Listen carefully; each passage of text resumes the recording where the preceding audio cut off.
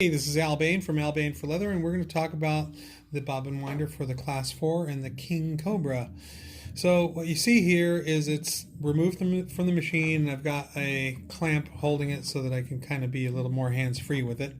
And what you're looking at is this is the friction wheel.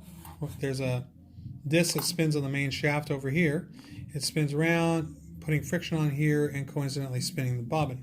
This lever is the full lever, so it notices when the bobbin is full and disengages the system. So as it's full, it runs up and bumps into this little bar here, which is the brake, which kind of makes the wheel stop spinning. And when it's engaged and spinning, it'll rotate off the main shaft, and there you go. Okay, so basically the anatomy of it is this friction wheel takes a 2mm Allen wrench. You remove those or loosen those two Allen screws and slide it off. There's a little spacer washer that comes out. Set it to the side, and then disengage the mechanism, and out comes the main shaft. Okay? So if you look right here, notice the oval and the mechanism. There's a tiny little hole right here. That's the oil hole. So you put a little drop of oil in there, and it's going to bleed into the spindle and do that. Okay. So on the other side here, you have two little springs, 1 and 2. Let me see if I can get a little more light on the subject. It doesn't oversaturate. Yeah. So that's how they have to sit there. There's two little pins in there, and they kind of sit in between there, and the same thing here. Okay. So this wheel, or the brake itself, is drilled with a screw down the middle of it, and if you loosen the screw, you can rotate it, bringing the high point closer to the wheel itself. As I put it together, I'll show you how that works. Okay, so here we go. The main shaft goes back in. I can see what I'm doing. Okay, the little spacer, don't forget to put it back, and then the rubber wheel.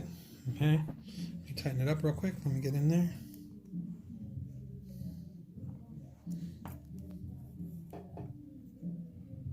Okay, so then there you go. And now when it disengages, you can see that there's space, and the wheel will spin, spinning the shaft. When it disengages because it's full, now the wheel is up against that post. So now it's on its side. If you see, the wheel is further away from it, but when you loosen that, you can bring the high point closer, so when the wheel wears out, you can still get a little more life out of the wheel itself. Okay, so when the bobbin is on the shaft, okay, and the lever is initiated, then again, here it's spinning, it'll spin the bobbin with it, but then as it gets full, it raises up and starts getting pushed up by the thread, and then there's times where it'll go all the way up and never disengage, and the bobbin keeps spinning and overfilling and stuff like that. So to calibrate where that is, you want to lower this little metal shield by tightening this particular screw. Okay, so that's basically the whole deal. Did we talk about where the oiling point was? Maybe we can show it again here now that it's reassembled. The oiling point is right in that little space where the tip of the pencil is. Put a drop of oil on there, keep it all running, and you should be good to go. This is your buddy Bane for Leather, signing off, wishing you a Happy New Year, and the one thing that we ask is that you please pay it forward.